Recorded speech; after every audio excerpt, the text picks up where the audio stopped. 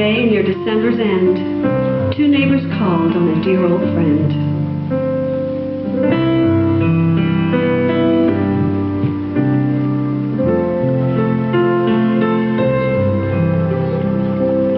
And they found her shop so meager and lame, made festive with 1,000 bows of green.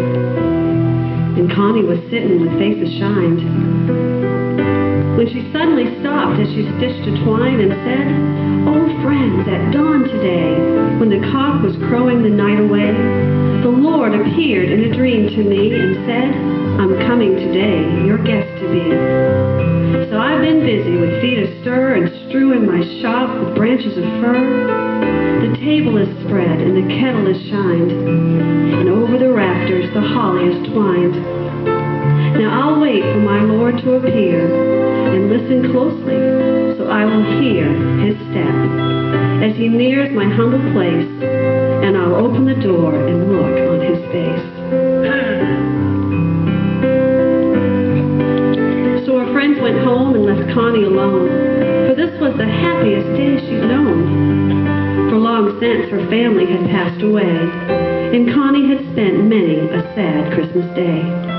But she knew with the Lord as her Christmas guest, this Christmas would be the dearest and best. So she listened with only joy in her heart, and with every sound she would rise with a start, and look for the Lord to be at her door, like the vision she'd had a few hours before. So she ran to the window after hearing a sound, but all she could see on the snow-covered ground was a shabby beggar, whose shoes were torn, and all of his clothes were ragged and worn. But Connie was touched, and she went to the door and said, "You know, your feet must be frozen and sore. I have some shoes in my shop for you, and a coat that'll keep you warmer too."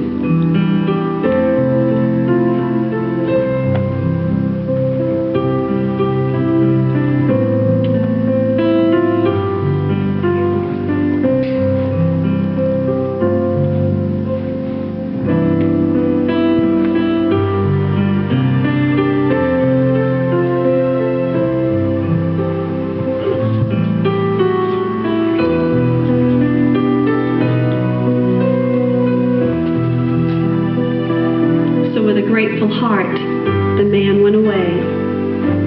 But Connie noticed the time of day and wondered what made the Lord so late. How much longer would she have to wait?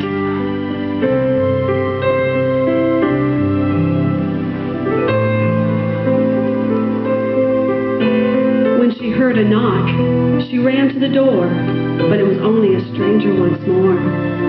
A bent old lady with a shawl of black, with a bundle of kindling piled on her back. She asked for only a place to rest, but that was reserved for Connie's great guest.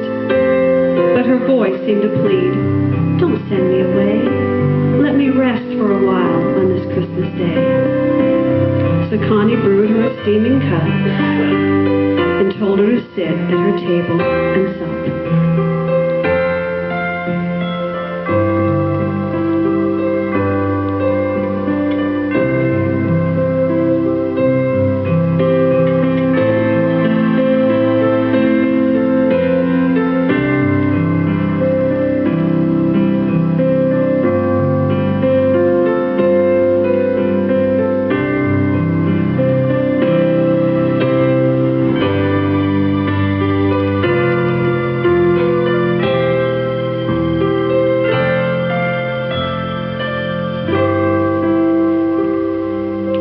After she left, Connie was filled with dismay, for she knew that the hours were slipping away.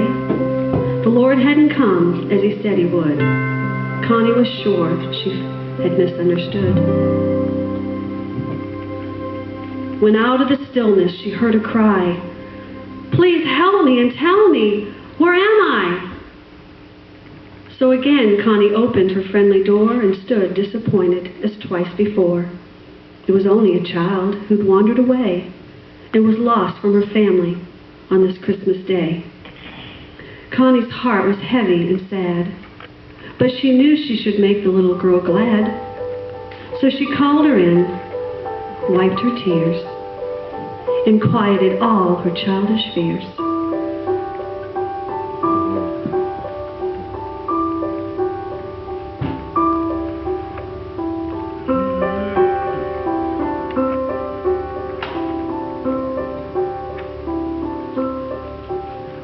Then she led her back to her home once more.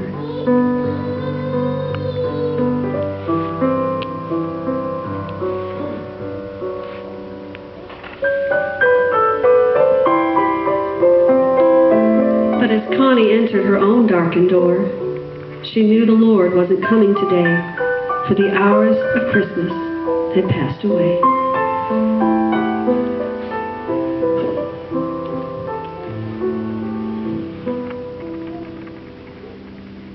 So she went to her room, and she knelt down to pray and said, "Dear Lord, why did you delay? What kept you coming to call on me? For I wanted so very much your face to see." When soft in the silence a voice she heard, "Lift up your head, for I kept my word." 3 times my shadow crossed your floor. 3 times I came to your lonely door. I was the beggar with bruised cold feet. I was the woman you gave something to drink. And I was the child on that homeless street. 3 times I knocked and 3 times I came in, and each time I found the warmth of a friend. Of all the gifts, love is the best. And I was honored today to be your Christmas guest.